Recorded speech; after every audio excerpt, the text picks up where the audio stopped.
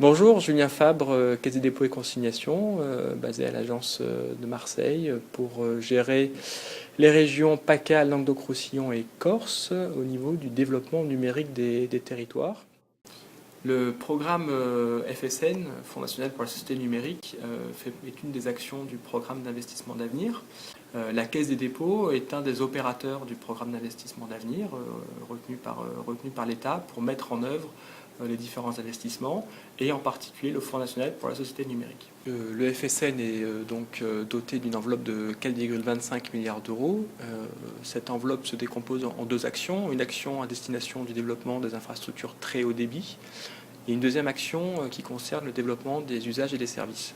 Cette deuxième action est dotée d'une enveloppe de 2,25 milliards d'euros qui se décompose en deux dispositifs. Un dispositif d'appel à projet qui est plutôt sous la forme de subventions et d'avances remboursables, doté d'une enveloppe de 850 millions d'euros.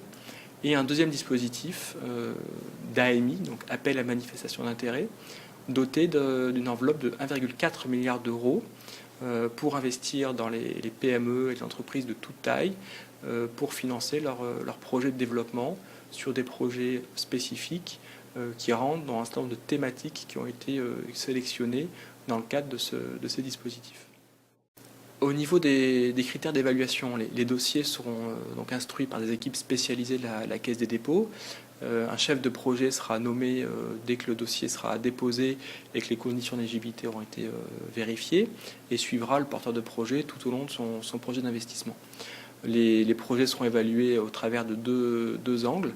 L'angle d'une part de respect des objectifs du FSN et d'autre part sous un angle plus spécifique au projet de façon intrinsèque, notamment par exemple sur sa rentabilité, sur le niveau de risque qu'il présente et d'autres critères qui seront à évaluer au cas par cas en fonction du type de projet qui sera déposé.